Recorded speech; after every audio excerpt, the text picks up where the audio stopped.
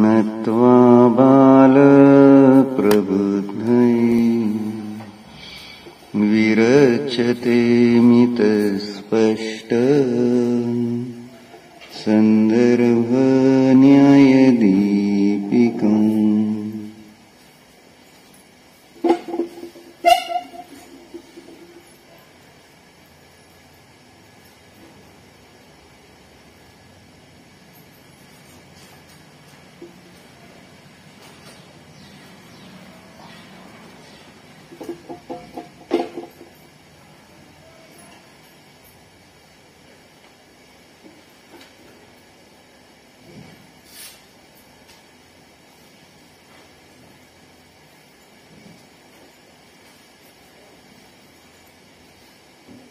चौदा प्रकारे नियार्थ परिणमन मानणाऱ्या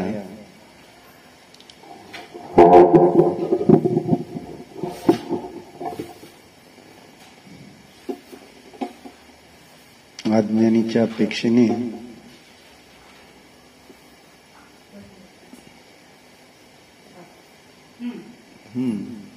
दोन मिनिट द्या की ती तिकडे ठेवतो बरं.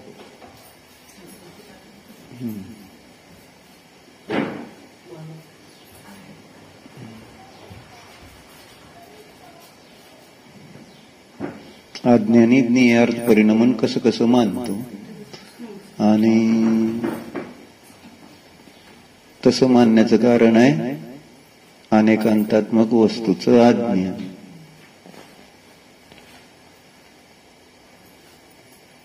आणि तो जर अनेकांतात्मक वस्तूला जाणतो तर त्याचं ते अज्ञान दूर होत असताना त्याला अनेकांतच काय करतो, त्याचा उद्धार करतो. बरोबर. नियार्थ परिणमन तद्धर्म वस्तूमध्ये तत् अतत् धर्म आहेत. तर तद्धर्माला न मानल्यामुळं अज्ञानीचं नियार्थ परिणमन कसं होतं हे सांगतो. तद्धर्म म्हणजे कशाला म्हणायचं तद्धर्म?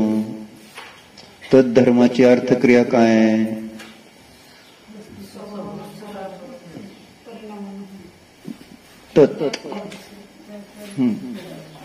तो रूपाने तत् शब्द सांगतो. तो पणा, जसं तत्व शब्दामधला तत् शब्द तत्पणा, त्याच नाव तत्व. तो पणा. मग इथं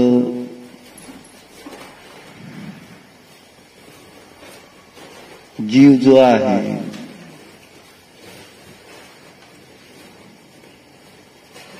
तो तत् अतत् स्वभावी आहे.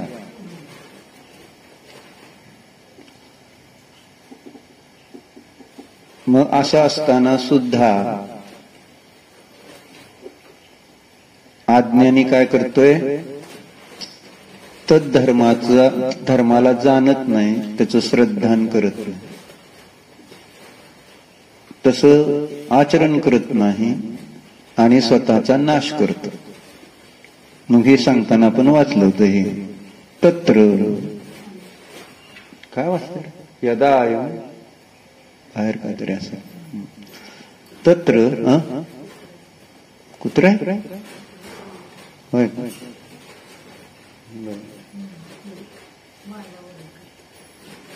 काय करते काय खेळते. बर. असं तत्र यदा आयं ज्ञानमात्रः भावः शेषभावैः सह स्वरसभर प्रवृत्त 515 पानावर पहिली ओळ. स्वरसभर प्रवृत्त ज्ञातृ ज्ञेय संबंध तया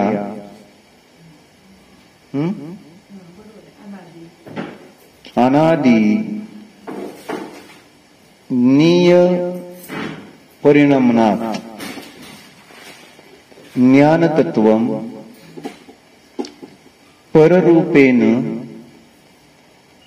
प्रतिपद्य अज्ञानी भूत्वा नाशम उपैति. बरोबर, अंतम उपैति. न अज्ञानी कसं काय, कसा स्वतःचा नाश करतोय.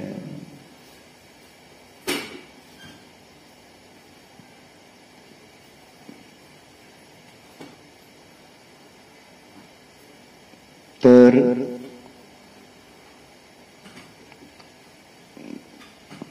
जो ज्ञान आणि ज्ञेयाचा काय संबंध आहे, ज्ञेय ज्ञायक संबंध.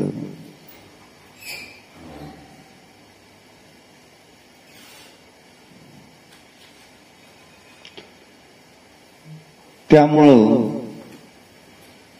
तो अज्ञानी जीव तद्धर्माला जाणत नसताना इंद्रिय ज्ञानाद्वारे ज्ञेयाला जाणत असताना, अज्ञानी जीव कशाच्या द्वारे, इंद्रिय ज्ञानाद्वारे ज्ञेयाला जाणत असताना काय घडतं,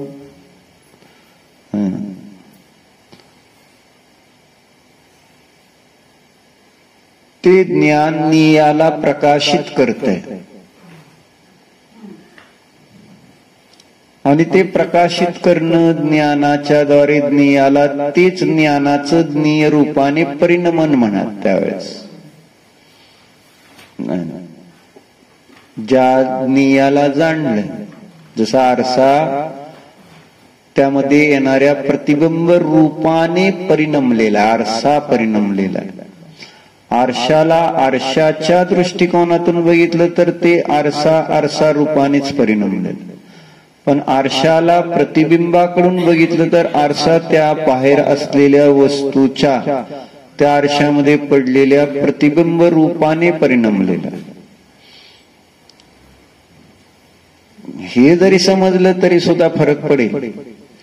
परंतु जसं त्या दुर्योधनाला माया महलामध्ये कळलं नाही, कुठं फरशी आहे, कुठं पाणी आहे,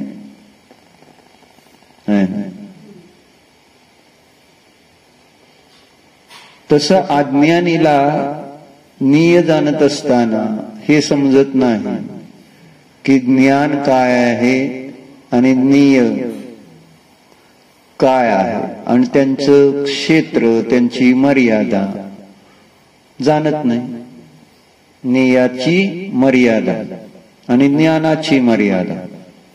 ज्ञान आपल्या मर्यादेमध्ये, ज्ञेय आपल्या मर्यादेमध्ये आहे. पण इंद्रिय ज्ञानाने ज्ञेय जाणताना काय होतो घोटाळा आहे ना. ते जाणलं जात असताना असं प्रतिबिंब आरशात जरी पडलं वस्तूचं, परंतु त्याला कोणीही आरशाचं प्रतिबिंब म्हणत नाही. ते परिणमन आरशाचं परिणमन आहे असं म्हणत नाही. बाहेर असलेल्या त्या वस्तूच मानलं जातं.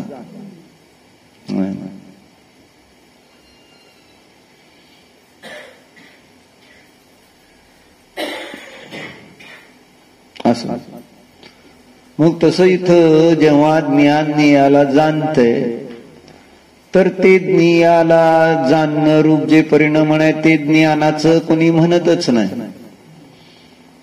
सगळ्या जण उलट काय करतायत, जे ज्ञेय जाणलेलं आहे त्या रूपानेच स्वतःला जाणतो, मानतो, अनुभवतो. कारण स्वतःची सत्ता माहित नाही, तद्धर्म माहिती नाही. ज्ञेय जाणत असताना तद्धर्माचं अज्ञान, आणि त्या अज्ञानामुळं त्या ज्ञेय रूपाने ज्ञानाचं जे परिणमन होत आहे तेव्हा तो काय करतोय, त्या ज्ञानाला त्या ज्ञेय रूपानेच पाहत असताना त्या ज्ञानाचा नाश करतो. ज्ञानाचा नाश करतो.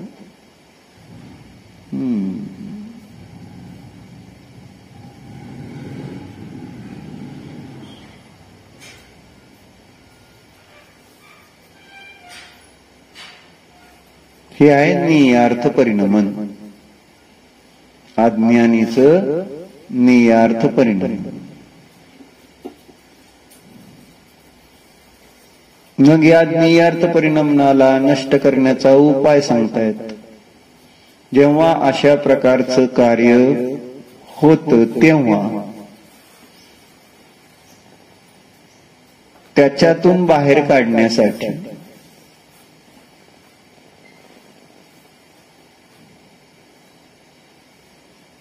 काय करतायत तर सांगतायत, तदा स्वरूपेन तत्वम द्योतयित्वा. त्यावेळेस काय केलं,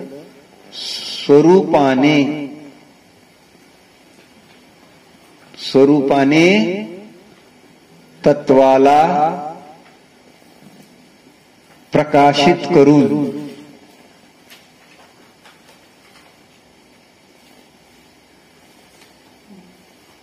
स्वरूपाने रूपाने प्रकाशित करून. 515 पानावर आहे पहिली ओळ. दुसरी ओळ, तदा स्वरूपेन तत्वम द्योतयित्वा. स्वरूपाने तत्पणा दाखवून प्रकाशित करून म्हणा. स्वरूपाने तत्पणा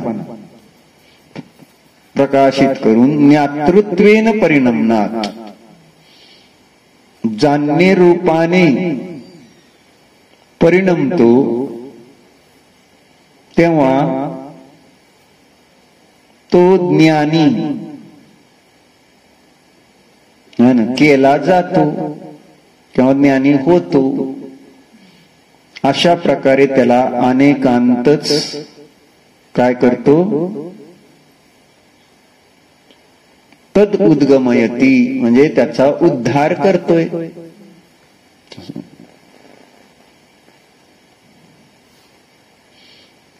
ज्ञानाने ज्ञेय जाणलं तरी ज्ञान त्या ठिकाणी का नष्ट झालं नाही, त्याचं कारण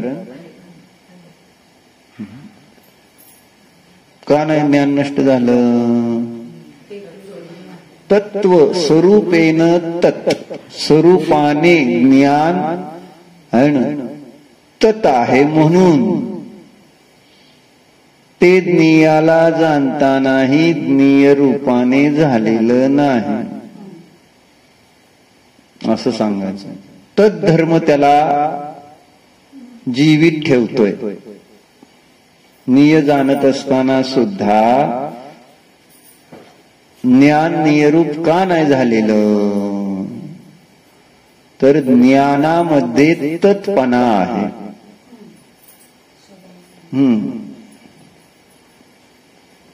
जसं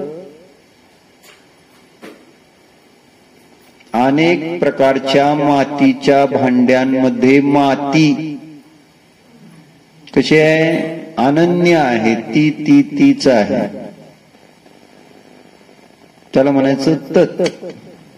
मातीने आपला मातीपणा सोडलेला नाही. आकार कोणते धारण केले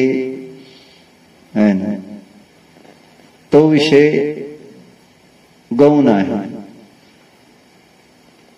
ज्या आकार रूपाने किंवा ज्या रूपाने ती माती परिणमली म्हणून मातीतला मातीपणा नष्ट झाला नाही.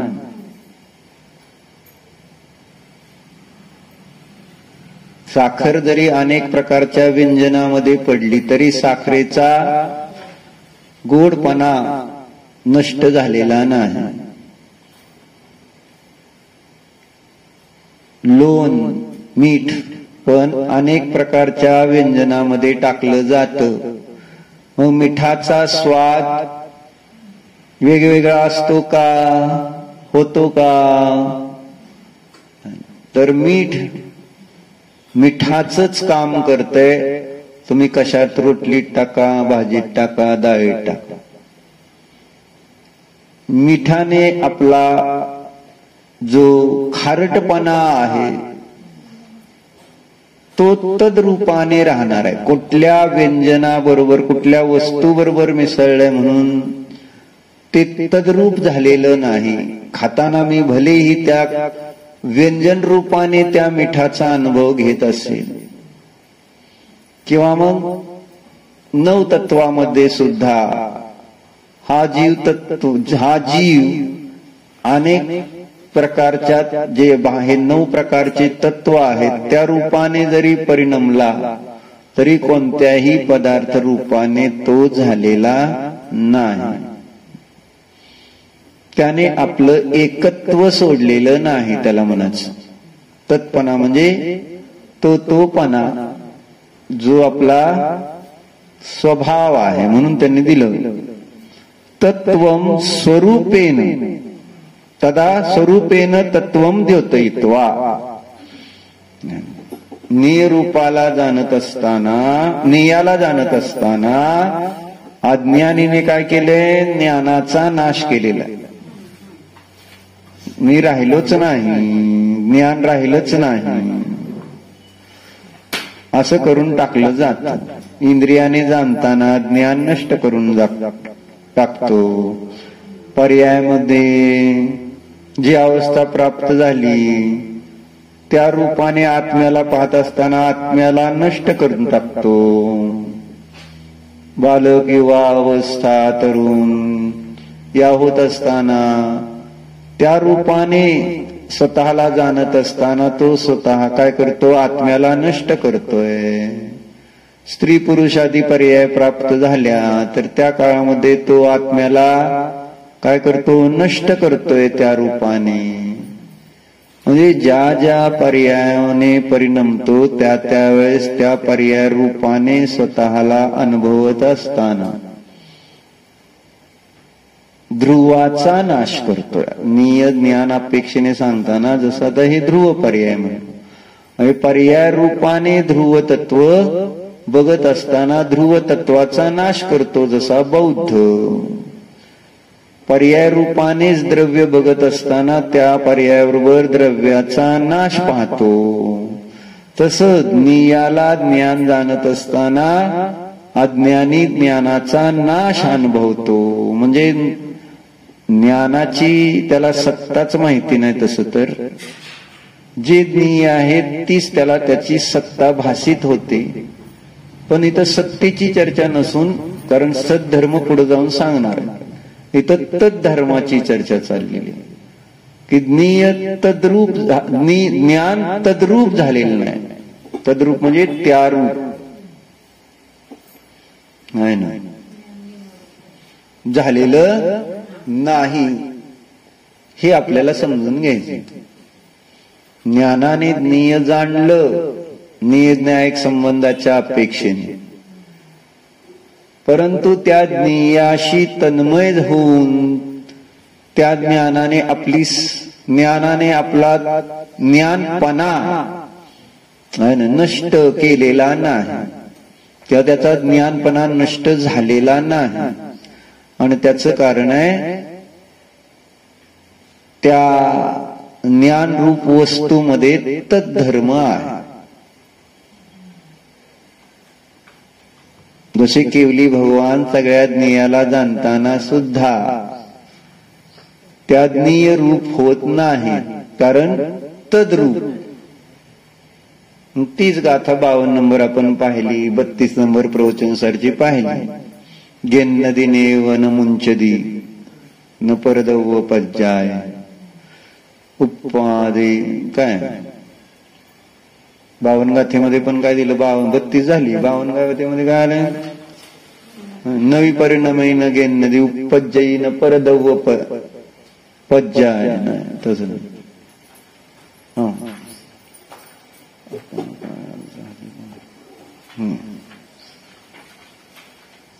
कुठे गेलं बरोबर नवी परिणमयीन गेन नदी उपज्जयी नेव तेसु अठ्ठेसु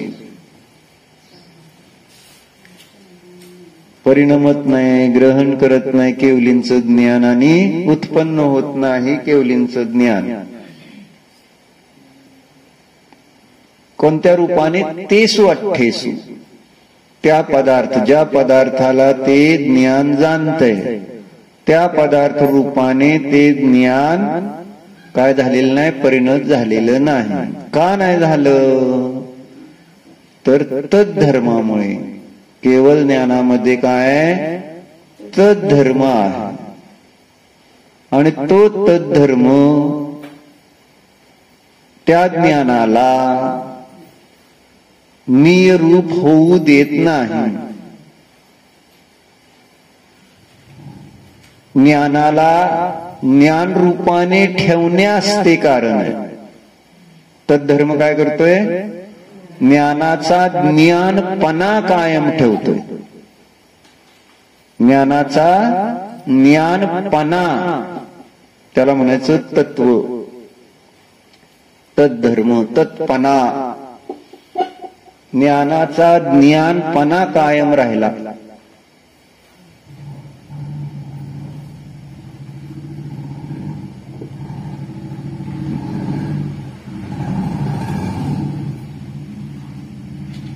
अज्ञानीमध्ये पण ज्ञानाचा ज्ञानपणा कायम राहतो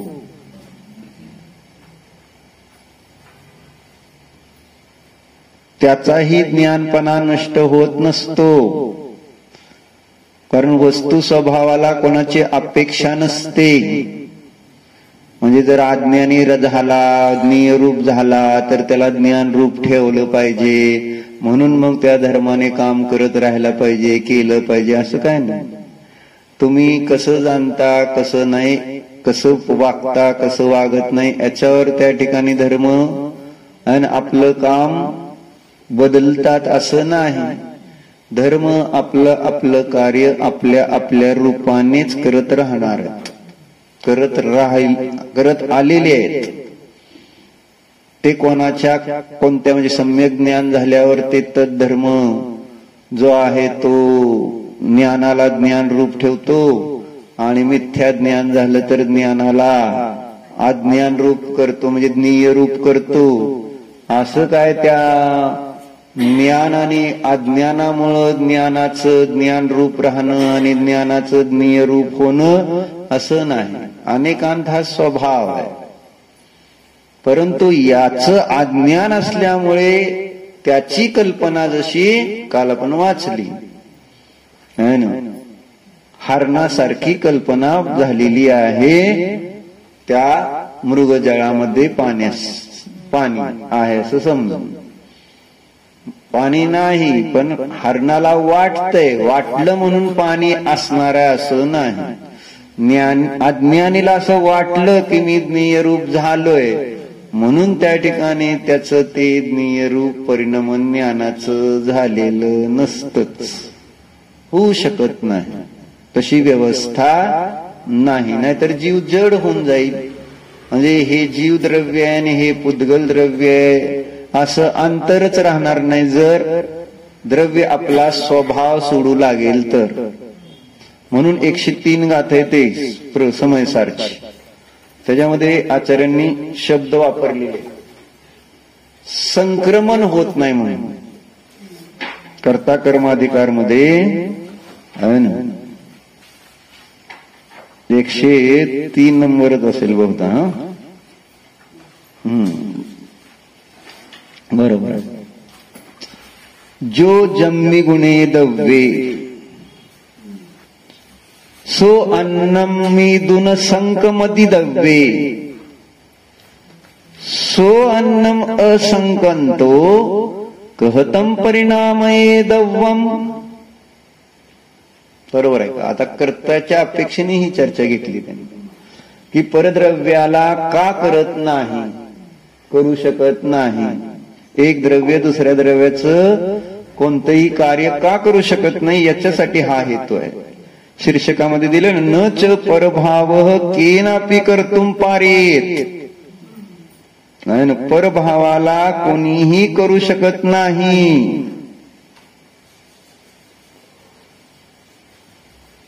बरोबर आहे.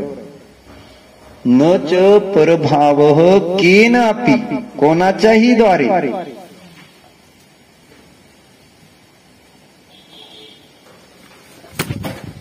काय केलं जाऊ शकत नाही. मग का, त्याचा हेतू त्यांनी जो दिलाय, काय हेतू दिलाय की जे ज्या द्रव्यामध्ये गुण असतात ते गुण काय म्हटले, अन्नम मिदुन संकमदी द्रव्ये, ते गुण अन्य द्रव्य रूपाने संक्रमित होत नाहीत. कर्मामध्ये संक्रमण होईल, स्वजातीय प्रकृतीमध्ये तिथं सुद्धा हा नियम आहे. आपली जाती सोडून नाही. सातावेदनीचं ज्ञानावरणात झाले, ज्ञानावरणाचं आयुकर्मामध्ये संक्रमण झालंय, असं होतं का? नाही ना. बरं, धन्यवाद. मग कशात होतं संक्रमण? स्वजाती, आपल्याच जाती, म्हणजे असाताच सातात, साताच असातात, अजून गतीमध्ये मोहनियाचं पण दर्शन मोहनियात होत नाही. बरोबर. नाही, वेगळी जाती झाली. दर्शन मोह आणि चारित्र मोह वेगळे. असं तसं नाही घ्यायचं. आता ते दोन वेगळेच घ्यायचे. हा, मग आता नामकर्माचे पण असे कितीतरी प्रकृती सांग काय मी पण.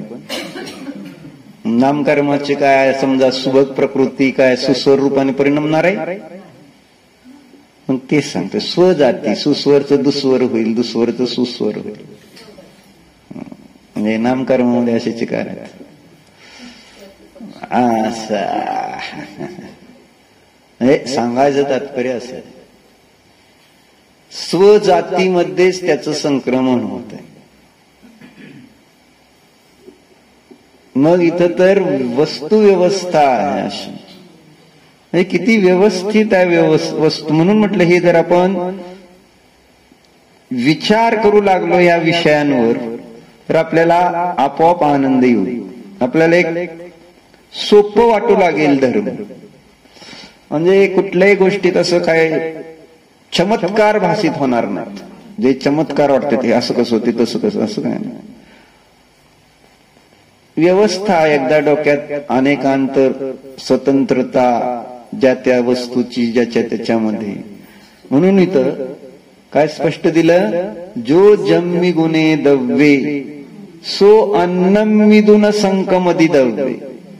जे ज्या द्रव्यामध्ये गुण असतात ते अन्य द्रव्याच्या गुणरूपाने परिणमत नाहीत. म्हणून त्याच्यासाठी पुढे जाऊन गाथा त्यांनी दिली नाही का, निंदित संथुद वैनानी पोगलानी परिणमंती बहुगानी तानी सुनदून आहे ना, तानी सुनिदून रुसदी तुसदी अहम पुनो भणिदो. 373-74 गाथेमध्ये तेच सांगितलं. जे आत्ताच सांगितलं हे सामान्य सांगितलं 103 मध्ये. आणि इथं त्याचं एक उदाहरण आहे ना, निंदेचे आणि स्तुतीचे वचन. 373 गाथा नंबर आहे, पान नंबर आगासच्या प्रतीमध्ये 498 आहे, 498. कळलं का? मिळालं? 373 373. काय चाललंय तुमचं? एवढं साधं म्हणजे पान अजून सुद्धा मागे काढा. हा, मला माहित होतं तरी सुद्धा चुकलंय तर बरोबर पान काढा गिराव. पान नाही आहेत का तिथं? पान एखाद्या आगासच्या प्रतीमध्ये काय झालेत? माग पुढे जाय. निघालं का नाही? मग हे दृष्टांत आहे त्याचा.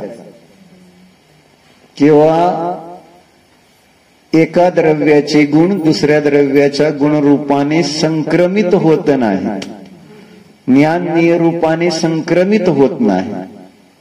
का? तत्पणा. हे बरोबर उत्तर दिलं तुम्ही. तत्पणा फार महत्वाचं आहे. आता हे तुम्ही विचार जर केला तर मग शरीरात काय झालं तरी तुम्हाला टेन्शन नाही, आहे ना. नवऱ्यात काय झालं तरी तुम्हाला अडचण येणार. जगात काही जरी परिणाम झालं तरी आपल्याला फरक पडणार नाही. माझं कोणतंच गुण कुठल्याच अन्य द्रव्याच्या गुणरूपाने जर परिणमत नाही तर मी काय विकल्प करणार, असं असतं. मी बोललो आणि माझा नंबर नाही आला असं समजून चाल, मग काय होईल? मी एवढं सगळं व्यवस्थित सांगितलं, जैन धर्मामधलं आरोग्य काय सांगितलं, सगळ्यांनी शुभाशुभ सांगितलं, मी शुद्ध सांगितलं आणि माझा नंबरच नाही काढला असं समजा. मग काय झालं? संक्रमण झालं नाही. जाणावं लागेल तर शांती राहील आणि जाणार नाही. जर निरंतर श्रद्धान राहिलं तर आपल्याला तो कशायच निर्माण होणार. म्हणून सकाळी सांगत आजारी पडल्यानंतर जे आम्ही प्रतिक्रमण करू, दान करू, विधान करू, पण तेच अगोदरच केलं तर आजारीच पडणार नाही. पण लोक त्याच नाही. आजारी पडस तोपर्यंत वाट बघायची, संकट येस तोपर्यंत वाट बघायची आणि संकट आल्यानंतरच करायचं. हीच चूक होती आपली. ज्यावेळेस अनुकूलता आहे त्यावेळेस आपण प्रतिक्रमण मन लावून कधीच करत नाही. मला काय झाले प्रतिक्रमण करायला, मी काय केलं प्रतिक्रमण करण्यासारखं, म्हणजे एक त्याच्यामधला असा फील असतो प्रतिक्रमणामध्ये. कोणाला म्हटलं प्रतिक्रमण कर, काय करायचं कारण आहे, मी काय केलंय म्हणजे असं. मी सांगितलं ना तुम्हाला माझंच उदाहरण. 1996 सालची गोष्ट आहे, 95 डिसेंबर 95 असेल किंवा 96 जानेवारी असेल. माताजी तिथं होत्या नातेपुतीत आणि मी पण होतो. मग ते आबीच्या घरी जाताना त्यांचं दुकान चालू नसायचं. ते काय दुकान नव्हतंच त्यांचं, आडत होती तिकडे. त्यामुळे ते शटर खाली करायचं. बारकं एक शटर होतं, ते वर करूनच जावं लागतं. दरवाजा नव्हता, घर नव्हतं, ते दुकान होतं आणि मग तिथनं वर घरात ते शटर होतं. शटर एक बारकं शटर. मग ते शटर खाली, कारण डुक्कर तिथं साखर ठेवली जाते, डुक्कर जायची आणि डुक्कर जर इतकं हुशार झालं तर ते शटर पण वर घेऊन आत वर करायचं तोंडानं आणि आत जाऊन साखर खायचं. इतकं हुशार होतं डुक्कर. मग आता मी असंच गप्पा मारत कोणाबरोबर तरी, सोनला सर कोणतरी होता माझ्यावर, गप्पा मारता मारता असं काहीतरी चाललं तर चर्चा. नेहमी तर रोज मी असं वर करणार शटरन जाणार. त्या दिवशी जरा अंदाज आला नाही शटरचा, थोडं खालीच होतं आणि मी असं पायऱ्या अशा होत्या आणि असं आत उडी मारून जाणार. तरुण होतो त्यावेळेस, उडी मारायची आवडायची. अशी एकदम उडी मारली ते इथं अशी, त्याला असं पुढं ही असते ना अँगल, कोच पडली अशी जोरात. मग रक्त आलं भरपूर. मग वर जाऊन दाबलं, पण मला असं काय त्रास नाही झाला. ती गोष्ट वेगळी, त्रास लागल्याचा नाही झाला. पण आम्हा म्हटल्या, अम्मांकडे गेल्यावर लागलं. अम्मा मला वाटलं तर अम्मा म्हणतील अरे किती लागलं, काय झालं, असं कसं काय झालं असं. अम्मा म्हटल्या प्रतिक्रमण कर. मला लागले मनातल्या मनात, अम्माना काय नाही म्हटलं. आणि आम्हा म्हणे प्रतिक्रमण करा. त्यावेळेस त्याच्यातलं भाव कळला नाही की बाबा प्रतिक्रमण माझं काय, मला म्हणजे मला काय प्रतिक्रमण, मला एवढं लागलंय तुम्ही मला प्रतिक्रमण करायला सांगताय. त्यावेळेस सहानुभूती हवी असते. आणि प्रतिक्रमण करायला लावलं म्हणजे तुझा दोष आहे ना, चुकलंय तुझं तर तू प्रतिक्रमण कर. कोणालाही जरी दोष नसताना असं आपण समजत असतो, पण आमचा दोष नसतो असं कधीच नसतं. तुम्ही शरीरात आहे हाच दोष आहे, तुम्ही संयोगात आहे हा दोष आहे, पण आपण ह्याला दोष मानायला तयार नाही. आपण फक्त काही विशेष चूक घडली तरच आपण समजतो की माझा दोष आहे, पण असं कधी आम्ही विशेष चुकतच नाही. चुकतो का कधी आपण? चुकतच नसतो आपण. किती मोठी चूक होऊ दे बायकोची, नवरा म्हटला असं होतंय तर ती म्हणते माझं काहीच चुकलं नाही. असं बायको म्हणत नाही का, माझं काय चुकलं? काला दोघी जण तुम्ही तेच बोलत होता ना, तू प्रिया, आपण सगळं करायचं आणि परत आपल्यालाच खावळायचं. थोडा विषय असा निघाला होता आहे ना, काय आपण बोलायला झालं तर आपल्यालाच कावतात असं म्हणले. आता पाहुण्यांनी खायला आता जसं पाहिजे, आता इच्छा जशा असते तशा पूर्ण नवऱ्यांच्या होत्यात का बायकाकडनं सध्या? पूर्वीच्या बायकां नवऱ्यांच्या व्हायच्या इच्छा पूर्ण आहे ना, दादांच्या आमच्या व्हायच्या इच्छा पूर्ण. बऱ्याच होत नव्हत्या ती गोष्ट, त्याच्यासाठी मग बायनं खूप शिव्या खाल्लेल्या, पण ती पण लय फलटणकर हट्टी. काय करायचं ते करणारच, लपून छपून करणार, पण करणार. काय बघू पान उलटत बसले? शांततेनं. आता जी सांगतोय त्याच्यात व्यग्रता करू नका. हा, म्हणजे काय चाललेलं असते सांग. दोष कोणाला मान्य नसते. मी चुकलोय असं कोणीच म्हणत नाही.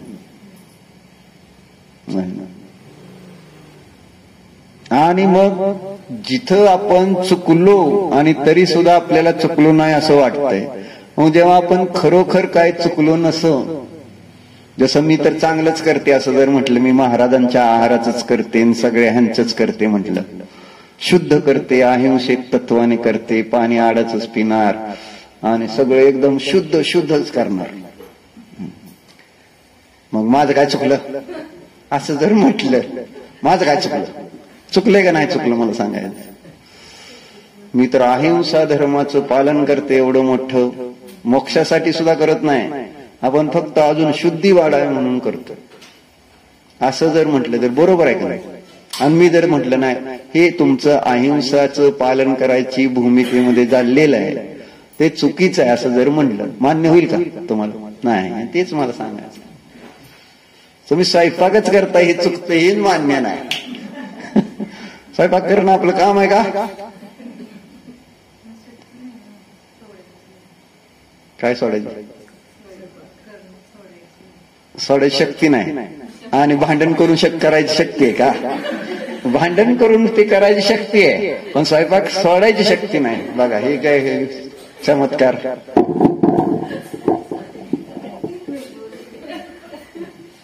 माझी शक्ती आपल्यामध्ये कोणती पाहिजे आणि आपण कोणती शक्ती आणि त्याचा उपयोग कोणत्यासाठी करतो,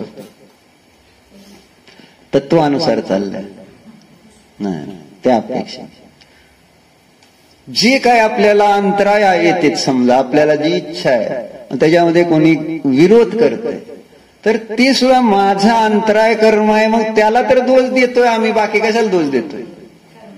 त्यावेळेस आपण त्याला बघायचं, हे असं का सगळे म्हणले आपल्याला, तर मी त्यांना कसलं ते काम करताना अंतराय केलंय, त्याचं मी प्रतिक्रमण प्रायश्चित्त करतो, तर माझं हे सगळं दूर होईल, सगळेजण मला अनुमोदन देतील, मदत करतील. नाहीतर मला सगळे आहारच देतील डायरेक्ट, आहार करायचं गरजच राहायला नाही पाहिजे, असं प्रतिक्रमण करायला पाहिजे. मग शुद्ध आहार घ्यायचा, फक्त द्यायचा नाही. अशी शक्ती येऊ शकत नाही आपल्यात शुद्ध प्रतिक्रमण करायचं, हे सांगायचं. पण आपण प्रतिक्रमण करणार कुठपर्यंत? आपण म्हणून म्हटलं आम्हा तेच अशुभाचं प्रतिक्रमण करतो, शुभाचं करत नाही असं आम्हा सांगतात का नाही? शुभ केलं त्याचं प्रतिक्रमण करतो का आपण? असं अशुभाचं प्रतिक्रमण मला मान्य आहे, शुभाचं प्रतिक्रमण मान्य आहे नाही. नाहीतर मग हट्ट कशाला केला असता? आता बोलते हुशारले आहे आणि मला स्वाध्यायातलं काय येत नाही म्हणायचं परत, मला लय ज्ञान नाही, मला तसलं करायलाच येतंय, ज्ञान नाही. काय मला कोण म्हटलं मला ज्ञान नाही म्हणून? रेकॉर्डिंग करून केलेलं त्या दिवशीच वाजवू काय? मी केलं रेकॉर्डिंग, म्हटलं वाजवून दाखवू काय सगळ्यांना? असं म्हणजे सांगायचं असं आहे. प्रतिक्रमण म्हणजे अभिप्राय लक्षात घ्या. दोष झाले किंवा नाही झाले विषय तो नसतो. कर्म आहेत हा दोषच आहे, म्हणून निर्दोष अरिहंत आहेत. आपण दोषवालेच आहेत तर आपल्याकडनं चुका आहे. तुम्ही असं जरी मुनींवर उपसर्ग झाला तर मुनींचा काय दोष? मुनींचा दोष. परिषद झाले मुनींचा दोष. मग ही स्थूल आहे, त्याचा दोष आहे म्हणून. कोणी कोणाला मारलं, कोणी कोणावर उपसर्ग गेलं, हे सामान्य कथन आहे. महाराजांना विचारलं तर महाराज कोणाचा दोष सांगतात?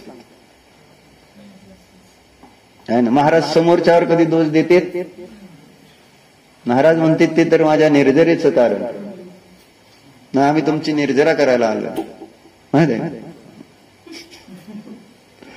म्हणजे असं सांगा, दोष हे कर्माचेच आहे आणि कर्म आहेत ते आपलं अज्ञान आहे, आपला असंयम, आपलं मिथ्यात्व जे कशाय पूर्वी केलेले आहेत तेच माझं त्या ठिकाणी दोष आहे. कर्म म्हणजे वेगळं काय? तुम्ही कर्माकडे तर जायचं विषय येत नाही. कर्म कोणी केले? कर्म बिचारे कोण? भूल मेरी अधिकारी, मीच केलेले तेच माझ्या पर्यायामध्ये उदयात येते. म्हणून तुम्ही चुकलेला नाही असं जरी असलं तरी सुद्धा असं होत नाही तुम्ही चुकलेला नाही. ही श्रद्धा बसणं कठीण जातं आहे ना. म्हणजे जावकडनं काहीतरी झालेलं आहे नुकसान आणि तुम्हाला काहीतरी बोललंय, तुम्हाला राग येईल का नाही? नाही म्हणायचं काय, येणारच. मला काय समज म्हणजे आपण तिथं अजून मोठा आवाज करून सांगणार मी काय चाललं नाही, ते माझा संबंध नाही, मी नाही चुकलो. म्हणजे त्यावेळेस आपला आवाज पण ज्यावेळेस दोष केलेला नाही त्यावेळेस आपला आवाज अजून जास्त वाढतो. कारण आपल्याला माहिती आहे मी खरा आहे म्हणून, मी खोटा नाही. ज्ञानी मात्र मौन धारण करतात, वचन गुप्ती. काय झालं तुमचं? काय झालं तुमचं? होय का? मग वर्तमानातच कळायचं चाललंय, भूत आणि भविष्यातलं तळ चाललंय. शास्त्र शास्त्र कशासाठी शिकतोय? चूक आणि कुणी सांगितली तर मान्य करायला पाहिजे नको. नाही नाही माझं काय नाही, त्याच वाईट आहे, तेच वाईट, सॉरी त्याच नाही, तेच वाईट आहे.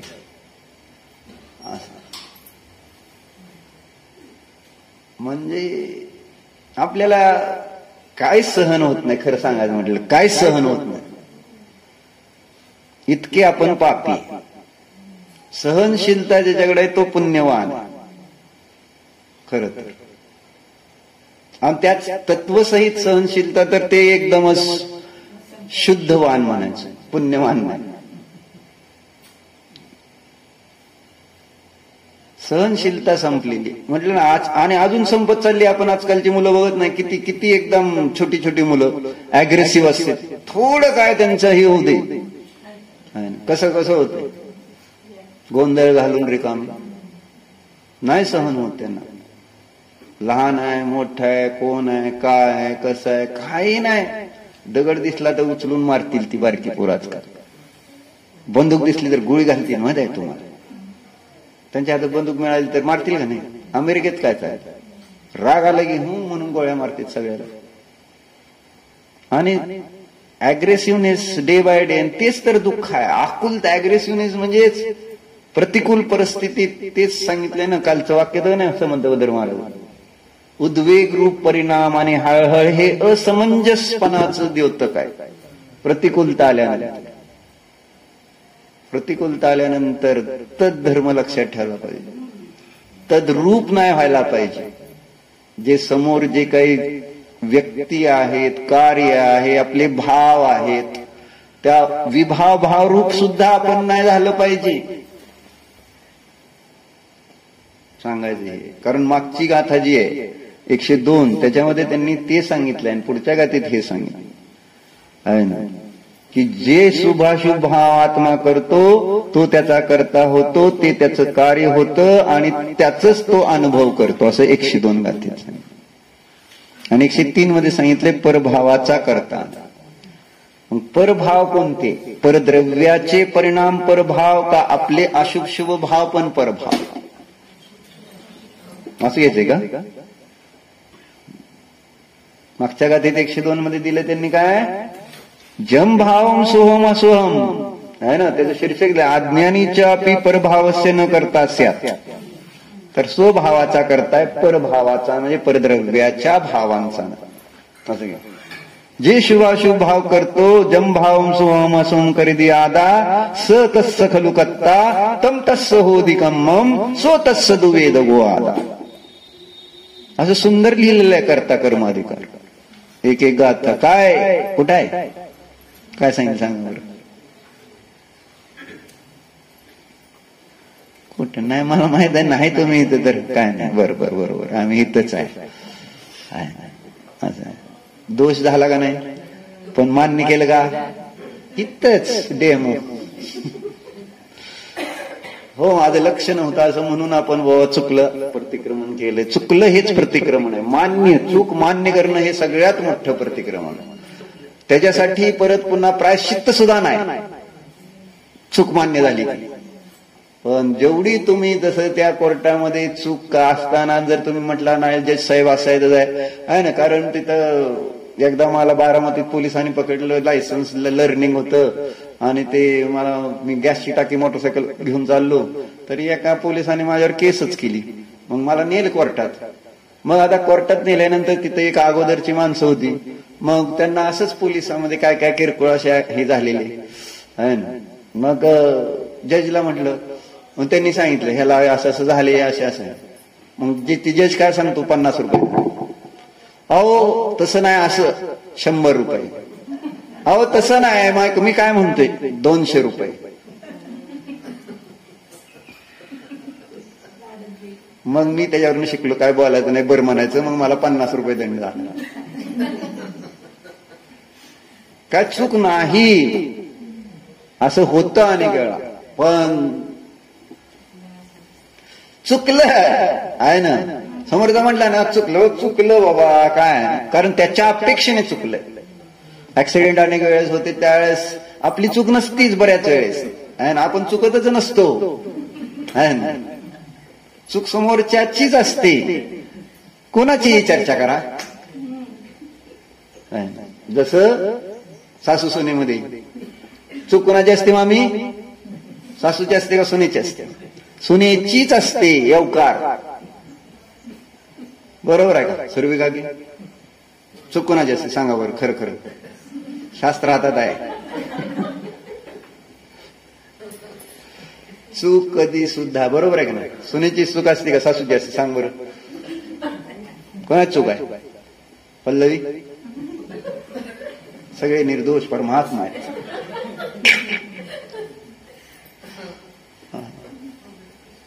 अवघड आहे म्हणजे सांगायचंय असं, चूक कबूल करणं सुद्धा त्या समयात त्या चुकीचं त्या ठिकाणी काय होतं, पाप नष्ट होतं. नुसतं तुम्ही स्वीकारलं तरी. आणि मायाचार करून नव्हे, अंतरंग खरं कर ठीक आहे चुकलं असेल म्हणजे त्याच्या अपेक्षेने का असं ना चुकलंच ना, अपेक्षा त्याची आहे ठीक आहे, माझ्या अपेक्षेने नाही आहे किंवा सगळ्यांच्या अपेक्षेने नसेल, पण त्याला वाटलंय ना चुकलंय तर चुकलंयच. कारण कर्म तसं आहे, कर्म माझं तसं होतं म्हणून त्याला तसं वाटलं, नाही तर तसं वाटलं नसतं की बाबा मी चुकलोय म्हणून. त्याला मी कधीतरी चुकला नसताना चुकलोय असं म्हटलेलं ही व्यवस्थाच अशी आहे. हो तसंच कर्म बांधलं म्हणून तसं तो मला एकट्याला म्हणलाय. त्याला वाटतं माझ्याबद्दलच चुकतोय म्हणून मीच नाही असं समज राहतो का, तर त्याचं कारण आहे जसं पार्श्वनाथ आणि कमठ. कोण चुकलं? पार्श्वनाथ चुकलाय का कमठ चुकलाय? कोण चुकले सांगा बरं आता? कोण पार्श्वनाथाचं नाव तरी घेईल का? अरे पाप लागेल, पार्श्वनाथ चुकले आणि मारतील दगड. म्हणजे जर पार्श्वनाथ चुकले म्हणून जर सांगायला लागलो तर कोणाला मान्य होईल का सांगा बरं? पार्श्वनाथ चुकले नाही. राग केला ही चूक झाली का नाही? राग केला आणि माझा भाऊ, माझा किती किती राग होता त्यांना, किती मोठं त्या भावानं पाप करून सुद्धा त्यालाच परत घरी आणायला गेलेत. आणि या डोक्यात राग गेला नाही, दगड टाकलं डोक्यात बिचाऱ्यांचे. काय काय परिणाम बघा. आणि ती पण संकलेश परिणामानं मायाचारी हत्ती झाली आणि हे अजगर झाले. कसे असतात खेळ कर्माचे? चांगले केलं तर का नाही त्यांनी? चांगलं केलं तर का नाही? अहिंसा म्हणजे भावाला राजाने हाकलून दिले सगळ्या देशातनं, आणि तरी सुद्धा हे भावाच्या प्रेमासाठी गेला विचार. कोणाची चूक आहे सांगा? पार्श्वनाथाची चूक होती का भावाची चूक होती? येड्याच्या नादी लागायचं नसतं. संसारामध्ये सगळीच येडे असते, कुणाच काही नाही आहे. आपण म्हणून म्हटलं शांततेनं अंमल म्हणजे कादे मे हेम अंमल असं राहायचं, पण कुठं जोडलं नाही जायचं इतकं की जेणेकरून आपल्याला त्रास होईल. काय संबंध नाही, काय संबंध नाही, काय संबंध नाही, एकटा सिद्ध आहे, जसे जसे असते तसे. अशा पद्धतीचं त्या ठिकाणी जर चिंतन सुरू झालं तर मग फार, म्हणून तर मुनिराज ते सहन करू शकते परिशह उपसर्ग. आणि तुम्ही सहन करत नाही परिशह उपसर्ग. फक्त तुम्ही तुमच्या मानलेल्या ज्याच्यामध्ये आहे ना, मुलांसाठी, तुमच्या मोबाईलसाठी किती परिशह सहन करतात, उपसर्ग सहन करता. मी किती बोलतोय तुम्हाला, ह्याला उपसर्ग म्हणायचं. एवढं सहन करून सुद्धा सोडताय का तुम्ही? नाही, त्याला म्हणायचं उपसर्ग. किती मोठं तप आहे असं आहे.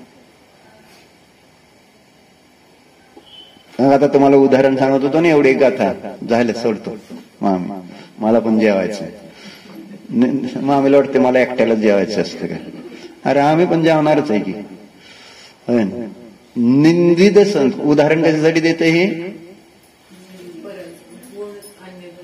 अन्य द्रव्याच्या रूपाने संक्रमित, संक्रमण शब्द वापरला तिथं त्यांनी. तो शब्द आता दिली कशासाठी? कर्तृत्व काढून टाकण्यासाठी.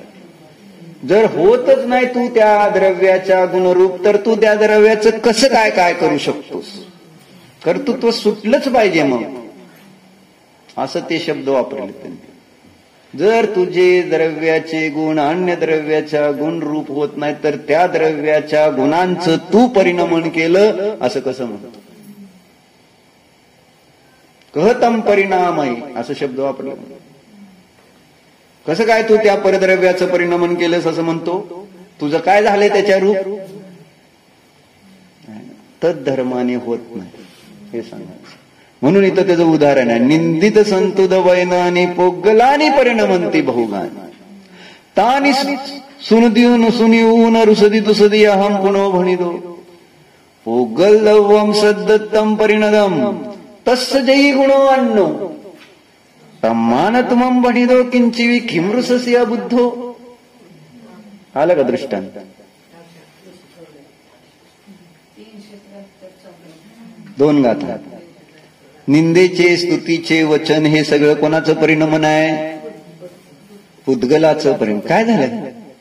घावत नाही का? 498. 498 तुम्ही शाळा शिकलाय का नाही? काय किती? 58. आमचं पण 58 आहे. सॉरी 58 आहे. मला 98 दिसतंय. माझं चुकलं बघितलं का? असं मी समजतोय मी बरोबर आहे. 98 म्हणतोय मगापासून. कोण सांगतंय का 58 आहे 58 आहे म्हणून? माझ्यात कसं आगास तीच सेमच प्रती आहे तुमची माझी, एकाच वेळेस छापलेली आहे. आणि काढा तुमचं एडिशन, माझं एडिशन.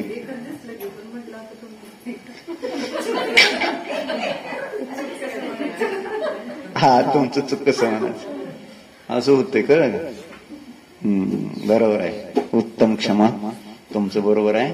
458 आहे, मला ते 98 दिसतंय मागापासून, ते 5 आणि असं 9 सारखं वाटलं, असं द्या. तर निंदेचे स्तुतीचे वचन हे सगळं पुद्गलाचं आहे ना, हे अनेक प्रकारच्या पुद्गलाचं परिणाम आहे. त्याला ऐकून आहे ना, तू त्याला ऐकून रुसतोस आणि फुकतोस की मलाच ते शब्द, मलाच माझीच निंदा केली, माझी स्तुती केली म्हणून आहे ना. परंतु पुढच्या काळात काय सांगितलं, पोगल दवम सद्दत्त परिणमन आहे ना. पुद्गल द्रव्य जर शब्द रूपाने परिणमताय आणि तस्स जई गुणवानो, जर त्याचे गुण त्या ठिकाणी तुझ्या गुणाहून वेगळे आहेत, तम्मान तुमम बनदी किंचिवी. तुला काय म्हणलंय, कळलं का? तुम्हाला काय म्हणलं, जर त्याचे गुणच वेगळे आहेत मग, आणि माझे गुण वेगळे आहेत असं त्याचा अर्थ झाला. त्याचे गुण वेगळे आहेत, त्याचे माझे गुण वेगळेच की. तस्स जई गुणवानो आहे का नाही, तम्मान तुमम बनिदो किंचिवी. मग तुला काय म्हटलं, मग का रुसतो सुग मूर्खा असं म्हटलं, अबुद्ध म्हटलंय असं म्हणतात. म्हणजे म्हटलं जरी तरी सुद्धा त्याला आज्ञाने म्हटलं, तुला काहीच म्हणलं नाही असं म्हणायचं, कारण ते परिणामच वेगळं, परिणमनच वेगळं आहे.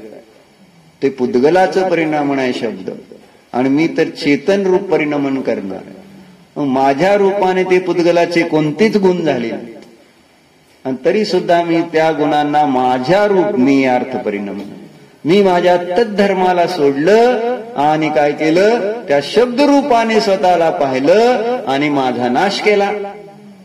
म्हणजे मी रागद्वेष रूपाने परिणमलो, हाच माझा नाश. स्वभाव रूपाने न परिणमणं हाच आपला नाश झाला. तद्धर्म जाणला, अरे हो मी तर माझ्या ज्ञान स्वभाव रूपानेच राहिलोय, त्याच्यातलं माझ्यात कायच झालं, मी त्या रूप झालोच नाही, त्या परशब्द रूप झालोच नाही. म्हणून त्या खालच्या सगळ्या गाथा आल्या. अशुभ अथवा शुभ ते म्हणत नाहीत, तू मला ऐक, आणि हा स्वतःचा कान त्या ठिकाणी माध्यमातून त्याला ऐकण्यासाठी जात नाही. असे सगळे ते आहे, ठीक आहे. म्हणून मी या तद्धर्म काय करतो आपल्याला है ना, त्या तदा जीवित ठेवतो, जीवित. तू तू तू तो तोच राहिलेला आहे, बदललेला ना. हे समयसारचा सार आहे. कारण ह्याच्यात पण त्यांनी 9 पदार्थांमध्ये सोंग घेऊन जाताना प्रत्येक वेळेस हे सोंग म्हणजे तू नाहीस, तू आहेस तो तो तो 9 तत्वगतत्वे यद एकत्वम न मुंचित. आपल्या तत्पणाला सोडलं. ओम नमः.